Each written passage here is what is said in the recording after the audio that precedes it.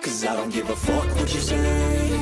Yeah, I'ma do shit my way. So you can go kick rocks, I'ma stack bricks up, build what I want to make. Yo, I got a lot of shit to say, so I'ma do this every day. I'll be writing things until I'm fucking buried in my grave. 6 feet deep under, but my body won't decay. Cause my messages are timeless, so they'll put them on display. Oh yeah, I rap with a certainty, I have a sense of urgency. A message for eternity, for everyone internally. I had some people burning me, but now they fucking learn to see I ain't the one to fuck with. Now they looking nervously, and I don't really care what you think of me respectfully. You can kick rocks if you think you're fucking better, see. I will outwork you, turn you to an enemy. Hurt you so bad that you're gonna need some therapy. I got the motherfucking recipe. I've been cooking up hits, I'ma leave a legacy. You'll be looking small when you're standing right next to me. I'm 5'10", bitch, but I'm 10 feet. Cause I don't give a fuck what you say. Yeah, I'ma do shit my way.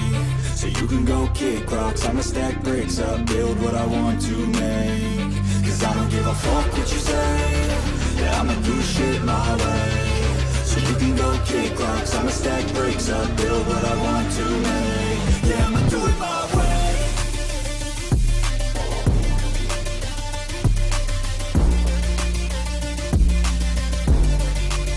Yeah, I'ma do it my way.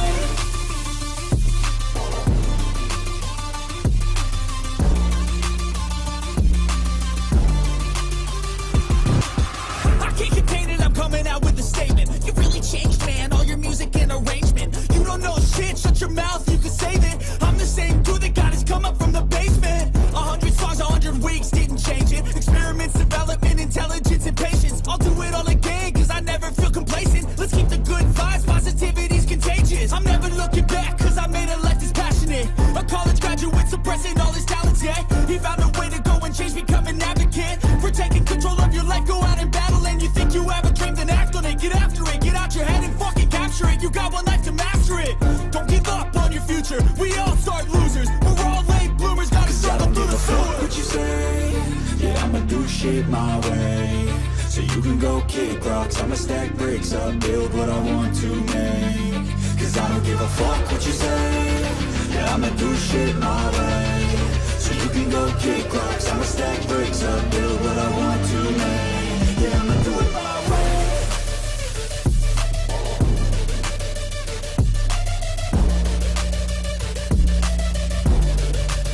Yeah, I'ma do it my way.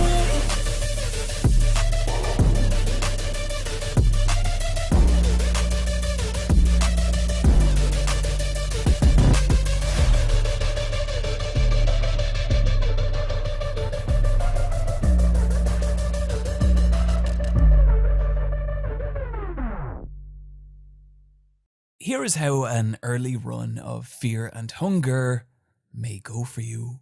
You begin in the game's opening courtyard, and with the sound of barking ringing ominously in the distance, you enter the Dungeon of Fear and Hunger. After a few moments of eerie, silent exploration, you encounter and are pursued by a massive ogre who traps you in battle before immediately cutting off your left arm. You are asked to predict a coin toss, which you fail, resulting in your character being beaten into unconsciousness. But this is not game over. No. You awaken to the smell of rotting flesh, now missing every limb except your right arm, which you use to drag your destroyed body along with, emerging in a corridor of decaying corpses. You scramble in the darkness for something, anything, and unfortunately for you, you find it. You have a bad feeling about this.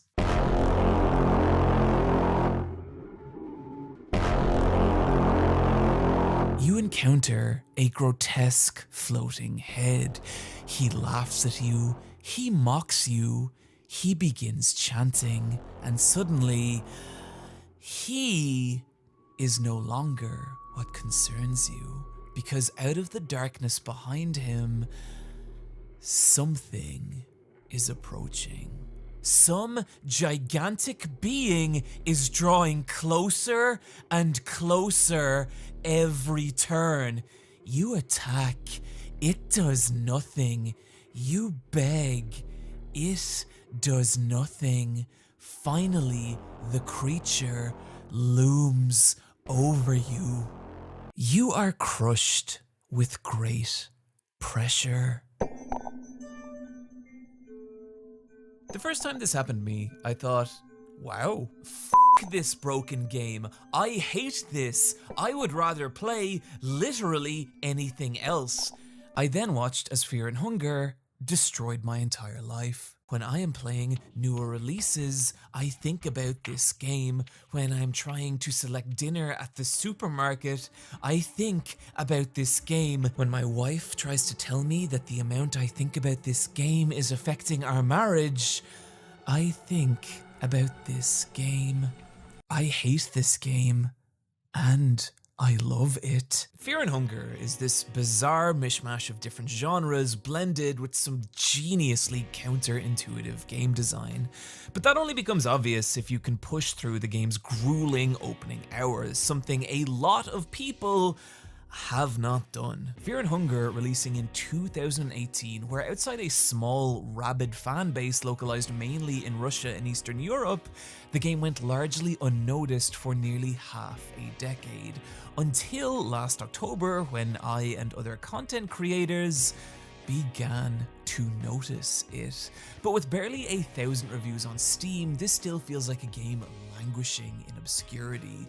Fear and Hunger doesn't even have its own Wikipedia page. Even Book Bumble has its own Wikipedia page! So I hope the purpose of this video is clear. We must destroy the Book Bumble Wikipedia page! My goal here today is to show you what this game is, and to do that properly, I'm going to have to pull back some of its mysteries. But I promise it's worth it. No matter what Fear and Hunger may resemble, there is nothing like this. A game so obtuse and jagged and captivating. But above all, it's cruel.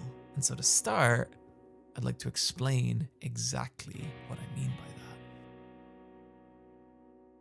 Difficulty in modern game design has been broken down into two major categories: games that are challenging and games that are punishing. Games that are considered challenging are ones that require a high degree of skill in areas like decision making, pattern recognition, timing, strategy, etc. Think games like Ikaruga, Celeste, Devil May Cry, or competitive fighting games. Any game where the act of surviving or succeeding is considered hard. Punishing games, on the other hand, don't generate their difficulty by being difficult, but through the penalty that's inflicted on the player when they do fail.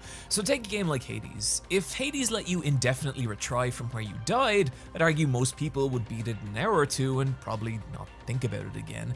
But by punishing death through forcing the player to start from the beginning, this is how the game generates its difficulty, as well as letting it build its story and gameplay around that idea. Challenge is about your ability to overcome an obstacle, punishment is the penalty for when you fail. And a game can be hard by being either one of these things, but I would argue only becomes cruel by being both. And Fear and Hunger is the cruelest game I have ever played. The reason this is important is not difficulty for difficulty's sake, but the nightmarish and captivating experience Fear and Hunger shapes through that cruelty. A cruelty you can feel as soon as the game begins. Hey, I just want to say that because I have validation issues and seek approval through unreasonable means, I play the game on the harder terror and starvation difficulty. And if you want the experience I'm about to spend the rest of this video describing, I advise you do the same.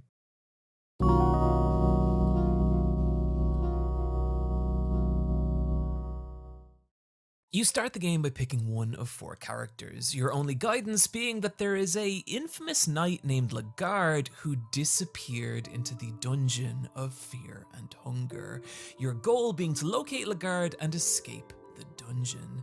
Something you can actually do in under an hour. In theory. From here, the game drops you into its opening courtyard. No tutorial, no direction, just you and the dungeon's gaping abyss. What could possibly go wrong? You are immediately mauled to death by a pack of ravenous dogs. Hear that knocking sound? That is the sound that will greet you every time you die and are booted back to the game's opening menu. It is the sound of a failed run, of lost progress, and of having to start again. You will hear it a lot. Unless you're playing as anyone except Knight, who is objectively the best character in the game, the dogs are a nightmare that will shred your health in a couple of attacks and inflict multiple status effects, even initiating their own coin flip attack, which if you lose...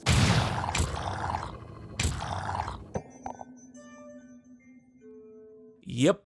Soon, you will learn that fighting the dogs is not a reliable option. So what if instead you just escape into the castle, and you know, if you time it just right, there's this corner that the dog's AI will catch on, and hey, you've done it. You've found a reliable way to survive the dogs that you can now use in every playthrough moving forward. Oh god, no! What? Where's the... But how am I supposed to... No, piece of shit! Yeah, see, while the structure of Fear and Hunger's larger map stays the same, the subsections of that map switch between different handcrafted layouts, meaning even the shit you can rely on, you cannot rely on. The dogs feel so random and unfair and cruel, and I really couldn't blame someone for walking away at this point. But remember when I said there was no tutorial in Fear and Hunger? There actually is. And it's already started. You just don't know it yet. See, while the main entrance will nearly always result in a conflict with the dogs, there's actually this sneaky little side passage. And while it's nowhere near as inviting as the main gate, it leads down into a set of dark stairs that the dogs will not follow you down. And this is your reliable path forward. That is a much bigger deal than it sounds, but for now, I want to concentrate on where this stairway leads, down into a cramped basement crawling with eerie tentacled monsters. There's also this big door with a crow on it. I don't know what this is, it doesn't matter. Anyway, the octopi, whom the basement's tight corridors will force you into conflict with. However, these creatures are nowhere near as dangerous as the dogs, and because of that, this is where we can start to learn about Fear and Hunger's combat, the central mechanic of which is its limb dismemberment system. Rather than choosing to attack a single enemy in Fear and Hunger, you instead attack their specific limbs, this octopus enemy being broken into its left, right, and central tentacles, as well as its head. But the thing is, an enemy doesn't just get one turn. Each of these limbs has its own attacks, which it will use on its own individual turn. Meaning, you're not fighting one enemy, but several. This applies to every enemy in the game. Your options being to attack each of the octopus's limbs one by one, or go straight for the head and knock that fucker out. This is the correct option, unless you're playing as the Dark Priest, whose weak little arms can't even land a proper kill shot. Upon defeating your first tentacled monster, you will gain something that will change your entire perspective of Fear and Hunger. Nothing! No items, no experience, no level up. Unlike practically every other game with RPG elements, you cannot grind past a problem. You could kill every octopus in the basement and the dogs will be exactly as dangerous. And worse, the very next enemy you encounter will body you even harder than the dogs. It's frustrating. It's easy to feel like you're not making any progress, that this game doesn't make sense. But the thing is, you are, and it does. While you may not have gained any stat increases or material advantage, think about what you've actually learned. 1. There are enemies that you will not be able to overcome. 2. The most obvious path isn't always the way forward. 3. Headshots are the only reliable way to take down enemies. And 4. There is no inherent advantage in winning most battles. It might not sound like a lot, but these 4 lessons are how the game tutorializes you. They are the building blocks that will prepare you for the entire rest of the game. And now that you have them, you're ready to take on the game's first real challenge. The ogre problem.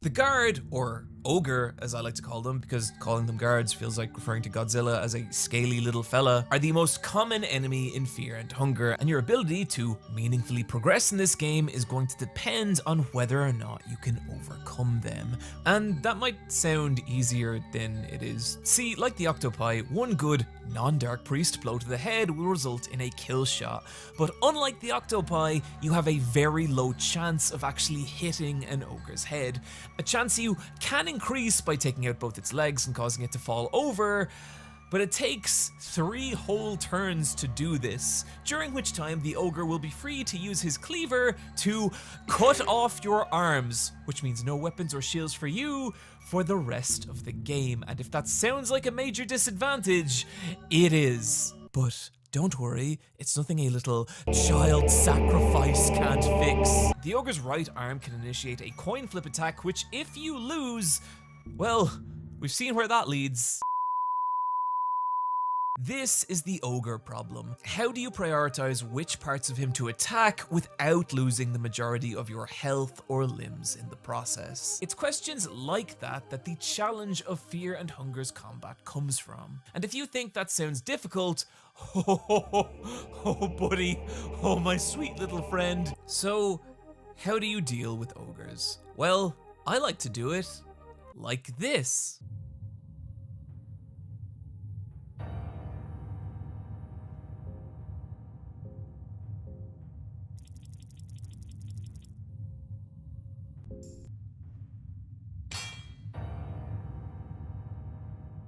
Let me tell you a little story. Throughout Fear and Hunger, there's these bear traps placed around the dungeon, and stepping into one means losing both legs, which effectively ends your run unless you're willing to crawl through the game on bloody stumps, slowly starving to death as you go insane, which I wouldn't recommend. You could start a YouTube channel to experience basically the same thing. This fucked so many of my early runs in Fear and Hunger, so I genuinely cannot undersell the dopamine explosion I experienced when I was caught by a guard, and knowing that fighting him would likely lead to the end of my run, I scrambled through my inventory, found a bear trap, and thought, fuck it, let's see if this works, and then it did.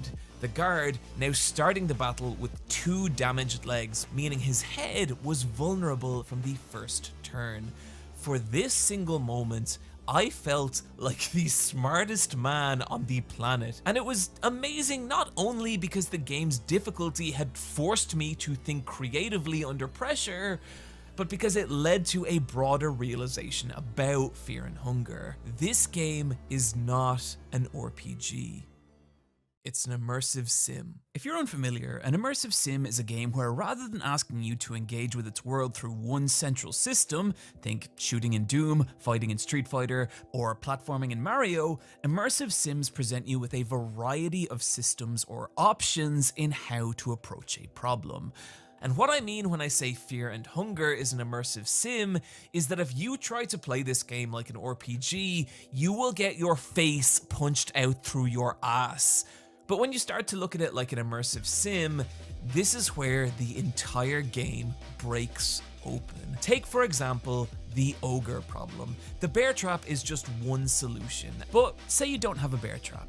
Another option might be to fling a red vial in its face, blinding it, making it way less likely to land those devastating attacks. We then have the 2 options we already mentioned, systematically cutting off the ogre's limbs, which can work if you have decent enough armor to soak up the ogre's lesser attacks, or just proving what a mad bastard you are to everyone and going straight for the head, which is risky, but if you have the accuracy raising eyeglasses equipped, it actually becomes a viable tactic. Or maybe you don't do any of these things. Maybe you find an assassin's handbook, learn how to make guard skins, meaning that you can disguise yourself from the ogres, letting you just slip by, trivializing an entire part of the game we've just spent 3 paragraphs talking about. And it's that last approach particularly that raises a really interesting question in Fear and Hunger. Is the real challenge of this game its battles, or are battles just one small part of something much greater? Because of how we're conditioned to interact with RPGs, it's easy to go into Fear and Hunger assuming that battles are the most important part of it. But as you have the kind of experiences we just talked about, you'll start to understand that way more important than battles is your knowledge and creativity in how to navigate this world.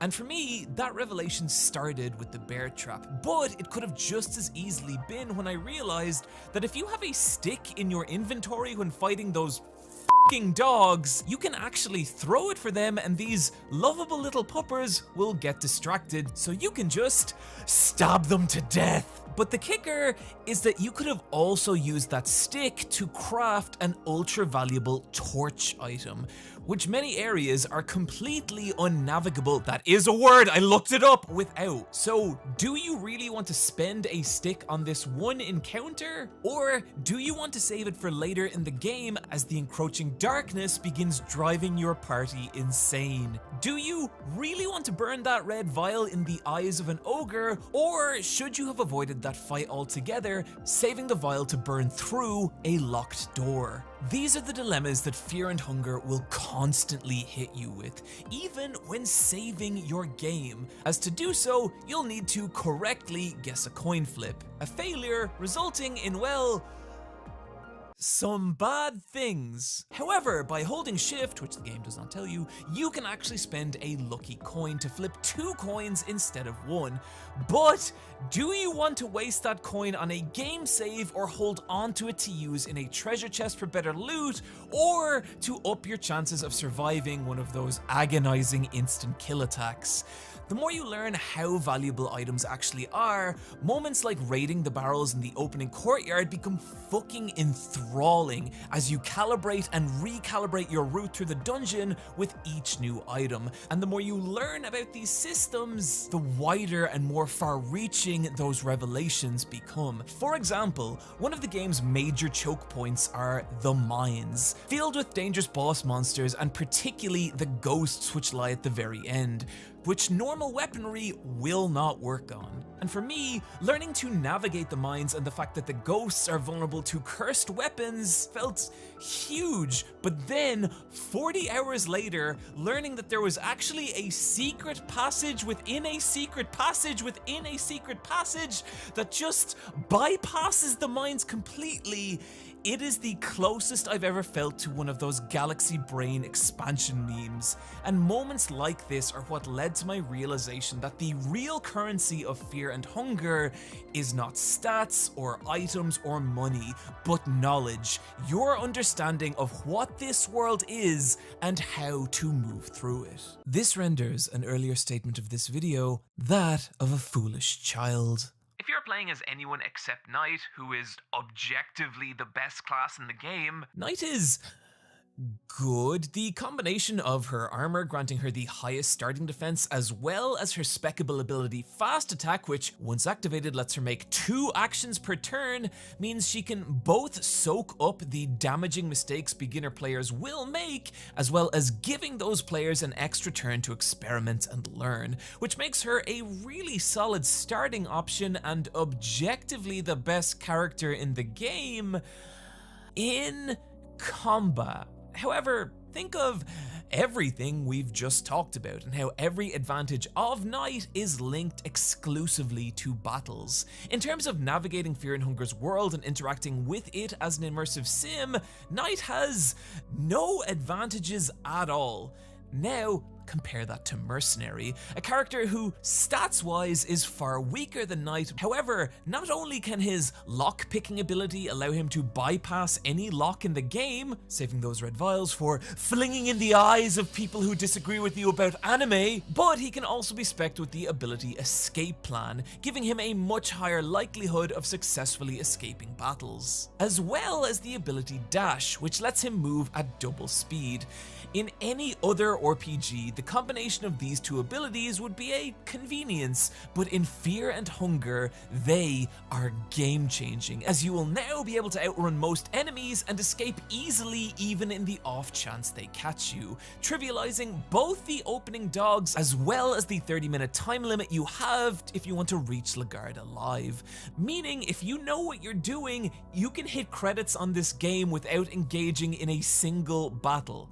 So then, Knight is the best character, asterisk, in combat, second asterisk, at the beginning of the game, because you see, the Outlander, who can also be spec'd with Dash, has the highest base attack, letting him hit like a goddamn meteorite, as well as occasionally breaking locked doors, saving on those ultra valuable small keys. But can also be spec'd with the skill Devour, which lets him eat defeated foes, practically eliminating his hunger mechanic from Fear and Hunger. And while his starting defense is low, equipping him with the superior armor you're likely to find over the course of the game will eventually make him just as durable as Knight, as well as a late game item that will let him move twice per turn, meaning if you can struggle through a particularly brutal early game, you'll be left with a character with all the advantages of Knight, but who can move at double speed, hit harder, and with much easier hunger management. And if you think that's crazy, well, let's talk about the Dark Priest, who still sucks. Lowest attack, lowest defense, his little body too frail to hold any decent weapons or armor, his necromancy spell doesn't even do anything. I genuinely do not understand what kind of loser picks the Dark Priest. Like, what is so empty about your life that this is the character you go with? What all this means is that making a successful run in Fear and Hunger means synthesizing together your knowledge of its monsters and how to overcome them, its map and how to navigate it, the strengths and weaknesses of your character, as well as your understanding of the game's items and creativity in how to use them. But the maddening twist with that last one is that 99% of items in Fear and Hunger are randomized. You don't even know what items you're going to pull from a specific barrel or crate, meaning you don't even know what tool set you're going to be approaching these obstacles with, or what resources you're going to be able to fall back on. And that's a problem, because the longer a run in Fear and Hunger lasts, the more difficult the mere act of just keeping your party alive and sane becomes. Each character has both a hunger and mind gauge that will constantly drain over time, and letting either drop below 50% can have disastrous effects on your run, as characters suffer mental breakdowns and usually winnable battles become party-wiping massacres. A full party meaning you have 8 different gauges that will be constantly draining your supply of food and sedatives, and that's alongside the healing items you'll need to recover from the inevitable damage you will take, as well as the constant supply of torches you'll need to maintain. Failure to do so in the wrong area, meaning you'll be left scrambling in the pitch black darkness, no idea where to go or what to do as you leak sanity. And again, you could just start a YouTube channel to experience the exact same thing. This is all on top of the 30-minute time limit you have to reach Lagarde, as well as the multitude of different status effects that you'll need specific items to cure. And what this all means is that each new step down into the dungeon of Fear and Hunger becomes this anxiety-inducing nightmare that made me realize something. Fear and Hunger is not just an immersive sim. It's also a survival horror. The way survival horror games, horror You is through 2 steps. The first is the steady chokehold they place on your resources, creating this ever-looming threat that you will encounter something that you do not have the health, bullets, or sanity to overcome. That anxiety leaving the player in an emotionally vulnerable state that the second step can happen, the actual scares, which are now able to tap into something more primal, real, and frightening. Fear and Hunger achieves that first part through its nerve-shredding resource management, but what I was not expecting is how disturbingly it handles the second. When you start Fear and Hunger, most of what you'll encounter are dark takes on fantasy tropes, ogres, imps, lizard men, etc. And while it is stressful, it isn't really frightening, but there's a moment for me where that starts to change. The further down the dungeon you go, the more the nature and reality of this place begin to invert in on themselves, as the creatures you encounter begin to distort and separate from any established fantasy idea or conventional norm. Like a later enemy that looks like a pregnant mannequin, only for the baby to fall out of it onto the floor in front of you and turn by turn slowly crawl to its feet and raise its knife. And I don't even know what to fucking say about the harvest men, which don't even attack. They just stand there, reaching their long limbs out and caressing you.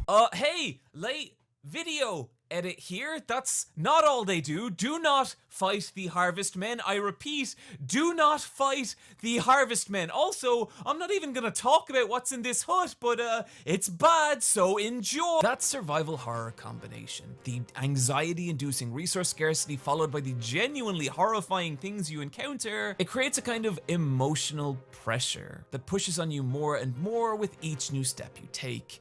And where the game elevates that pressure into straight up dread is with some fucking amazing atmosphere through sound design. There's one track later on called The Tomb of Gods, where you have this chasm-like soundscape, but then out of it rises this ethereal voice that sounds just a little too high to be human. Accented by these sinister, clinging bells, mixed in a way that makes it sound like around the next corner might just be waiting some ancient, terrifying ritual just beyond what you can see. Maybe my favorite way the game creates dread through its sound, however, is the track City of Ancients. In it, you can hear a familiar noise. It's that knocking sound we've come to associate with the beginning of the game.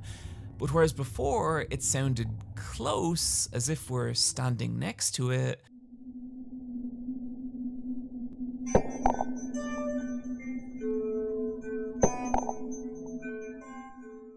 now it sounds distant.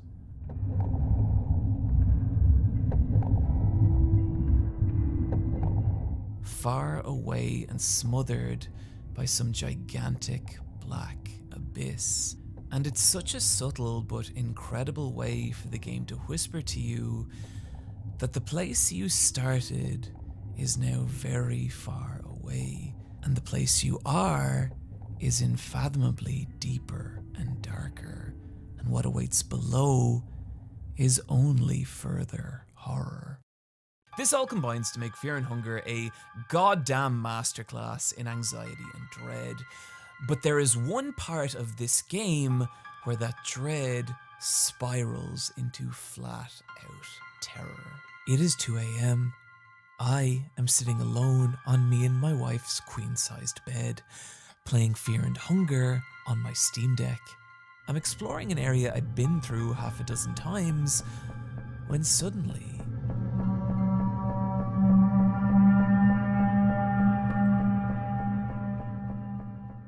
I'd seen this message before, and by now assumed it was just the game trying to fuck with me.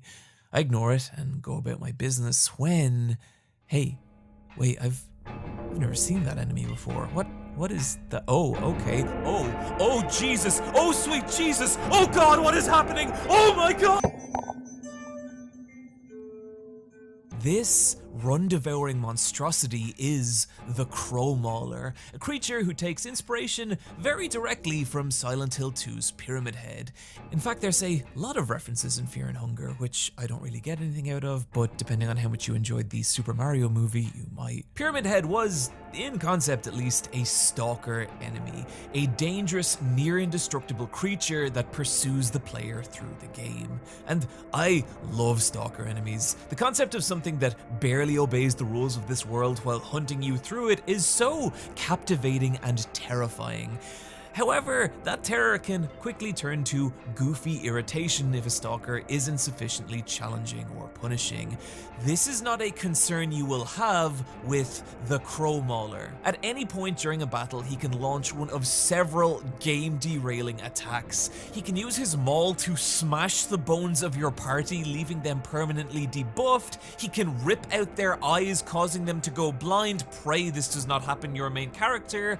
And most frighteningly of all, his peck attack will, without a coin toss, kill one of your party members. Encounters with the Crow Mauler are nightmares, massacres in which you and your party hobble away from, beaten, broken, and drained of resources. And while you can avoid him, he has a tendency to burst through a wall and attack you at the worst possible time. And it's in those moments you can feel your meticulously planned, hard-fought run teetering on the edge of oblivion. The Crow Mauler works because he is maybe the purest distillation of Fear and Hunger's cruelty. And it is that cruelty that makes this game what it is. There's even multiple points where the game will just kill you outright for selecting the wrong option, like asking you, do you want to climb down a toilet? And if you do, you don't even get a game over, you're just trapped there forever. The lesson being, don't do that, stupid. And in any other game, this would just feel cheap. But in Fear and Hunger, it's just part of the cruel core that is this game. Death is always a lesson. And when I started, this all felt so random and pointless and unfair, but the more I played the game, the more I'd hit these points and find myself going back over the choices that had led me there, picking apart what I could have done different, learning from it, and then excited to reapply that knowledge in my next run. That loop is maddeningly addictive. Learning how to engage with Fear and Hunger's world in the way that it's asking you to, that is the true challenge of this game, and it is fucking enthralling. Recently, I started to learn piano, and as I've mentioned before, I get up several mornings a week and cycle through the freezing Dublin air where I learn to pretend murder people in jiu-jitsu. And those are both very technical activities that you slowly get better at by making mistakes. And Fear and Hunger, it fires my brain in that same way. And combined with the game's atmosphere, its mystique, its feeling of discovering just a little piece more of this nightmare with each run, it makes for a horrifying and captivating experience that I think you should play. But unfortunately, that is a recommendation I'm going to have to temper with some criticisms. Technically, Fear and Hunger is kind of a mess. There's several areas that drag my frame rate into single digits, and 1 or 2 points where my game would consistently freeze, killing my run. If you don't understand what Fear and Hunger is, it's easy to believe that the game is unfair and random, but these crashes show what actual random unfairness looks like, and it fucking sucks. The caveat here being I was playing mostly on Steam Deck and ran into these issues far less frequently on PC, but it's still a shame. Fear and Hunger is the kind of game that devours plane rides, and while it has the Steam Deck compatibility tick, it probably shouldn't. I can let this go because Fear and Hunger is made by mostly one person, which is a fucking achievement, but my 2 other issues are less excusable. Fortunately, during the creation of this video, someone actually released a mod that cuts out all the more sensitive content, which, oh boy, would have been handy to have a month ago. But what it means is that anyone can now play it, as well as the game being fully streamable. And stream it I shall over on twitch.tv/SuperEyePatchWolf this Friday at 1 PM EST. And that excites me greatly, because when Fear and Hunger spins together in just the right way, the emergent narratives it creates are the stuff of pure streaming gold. And it is one of those narratives that I want to end this video on. But before I do, I just want to acknowledge that if you feel like this video has maybe pulled back a few too many of Fear and Hunger's mysteries, its sequel, Fear and Hunger Termina, actually released at the end of last year. So here is an entire other bigger game built with the same design ethos for you to just discover for yourself. Now, here is my journey through Fear and Hunger. Against my better judgment, and because I've never really gotten over Casca, I started with the knight, taking advantage of her strong early game, rolling good enough items that let me save the mercenary from the prison as well as the weird dog from the cave, recruiting both and battling my way through the game's lower floors. And as I did, something started to dawn on me. I knew which fights to take, I knew which to avoid. Every death, every lesson from previous runs was now materializing in this meticulously laid out plan that was now spinning together into a combination of good fortune and execution that honestly was mildly euphoric, as I started to feel like, oh my god, I'm actually doing it. I'm actually going to make it. But there was also something else, dread, knowing that one wrong decision or mistimed button press could drag it all crumbling down. My hands were beginning to cramp. I could feel the sweat on my controller as I approached Lagarde's cell with mere moments left on the clock. I was going to do it.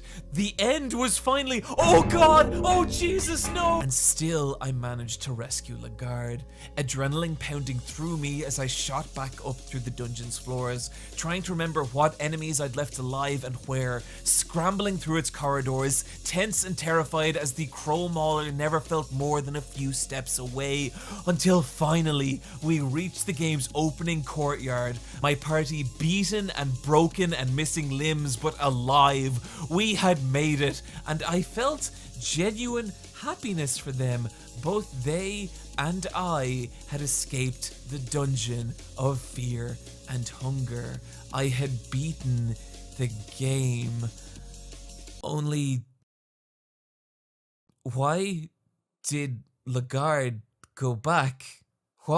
What was that weird moment after you rescue him where he glances up a hallway that we don't need to go down? Well, it didn't matter. What matters is I was now free. My life was mine again to enjoy the sun and the grass and the supermarket. Maybe if I cook a delicious enough meal, my wife will come back. No, I don't want to go back. No. I began a new playthrough of Fear and Hunger. And the class I picked was the Dark Priest. Oh, god damn it. Okay, the Dark Priest is the worst character in the game until you realize that you can use necromancy to resurrect ghouls and skeletons who join your party, fitting them out with all the armor and weapons you are too weak to carry. But the real brain explosion moment came when I entered an altar and was given the unusual option to show love to my zombie servant. They started to liquefy, merging, ceasing to be two separate beings but becoming one. Marriage, the brand new character class who could use the spells of the necromancer, wield the armor and weapons of the knight with an even greater offense than the outlander, able to break down doors in a single swing. I started to feel unstoppable, using everything I'd learned to lay waste to this dungeon, that same euphoria roaring back, but stronger now. Again, I rescued Lagarde, but this time I went north at the place he hesitated, only to be met with a giant locked door. But how do I get it? Wait a minute, I had never figured out what that strange artifact was in the weird racist village from a previous run, and maybe, yes, unload your secrets upon me, game. And here I would come to learn something terrifying. This was Fear and Hunger's halfway point. Once again, I watched as the game destroyed my expectations of it, because you see, somehow, beneath everything else I had overcome was now a giant, ancient city filled with the carcasses of gods and enemies so unfathomable and terrifying. I died over and over and over, yet I could not stop. Over and over, I hurled myself against this place, but it was never enough. My party was not strong enough. I became obsessed, crawling through my memories of this game, desperate for something, anything, and that's when I remembered that door in the basement at the beginning of the game.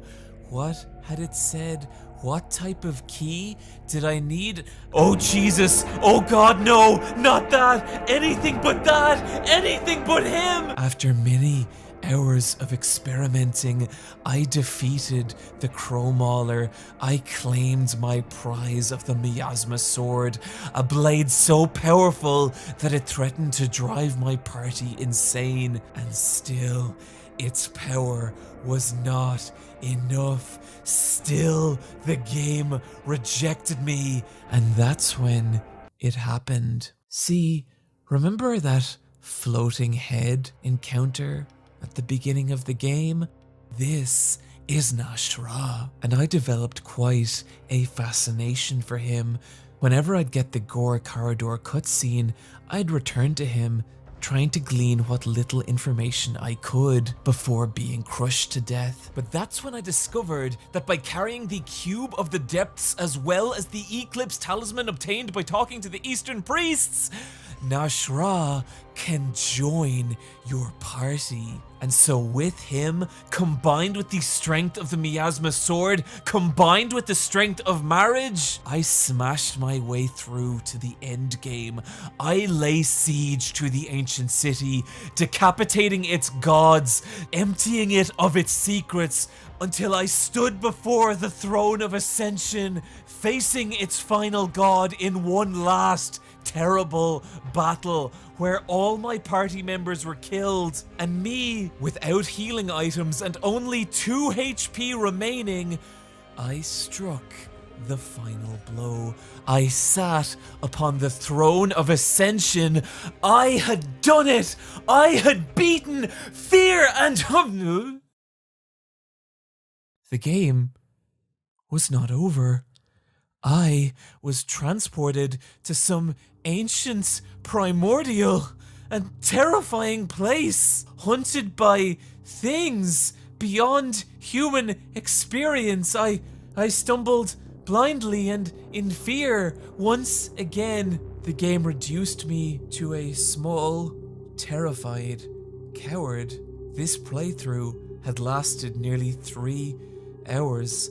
I was exhausted, but surely just a little more and I could be free of this awful place. And that's when I stood before some ancient, glowing abyss, when out of it rose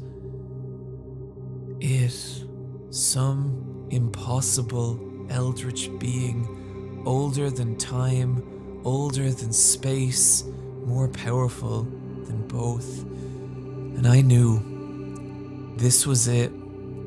This was the game's final boss, and beyond it lay freedom. And so, with the knowledge of everything I had lost, every death that had come before me, I stepped forward and faced this impossible god in a primordial battle that would determine both our fates.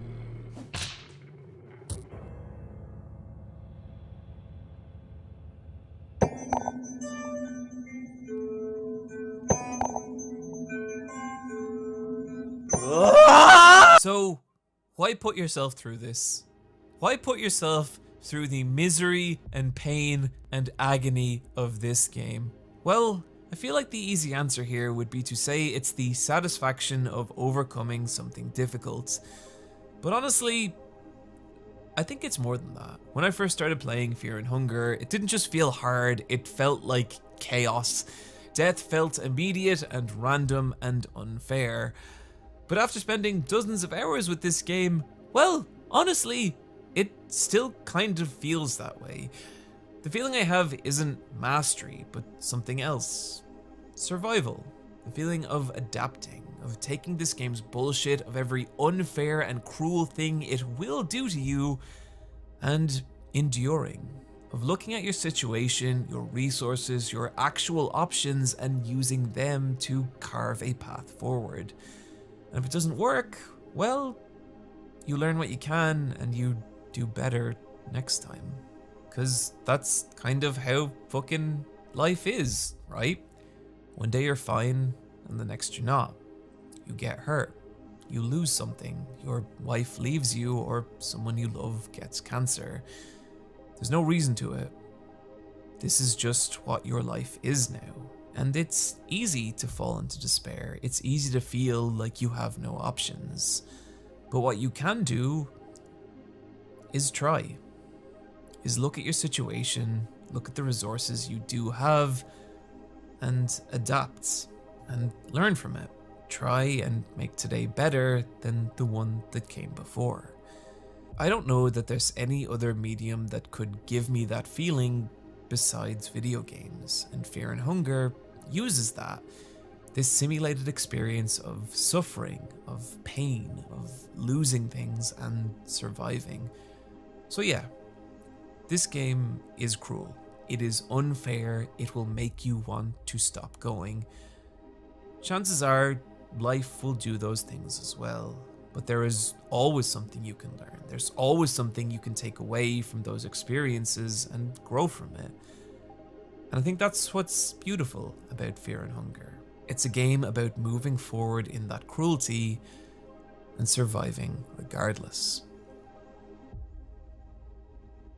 Friends, thank you for joining me today. As ever, be sure to check out iPatchWolves.com to pick up some iPatchWolves merch, and also to subscribe to my Patreon to get 15% off. And I just want to thank my patrons for making this and all my videos possible. Special thank you this week to Zarok, Will Meister, David Rabb, Claire Burns, Super Moon Doggy, Cesspool of Hatred, man, Stupid_phone. Find me on twitch.tv/SuperEyePatchWolf, where I stream most Fridays. Friends, take care of yourselves, and I'll see you next time.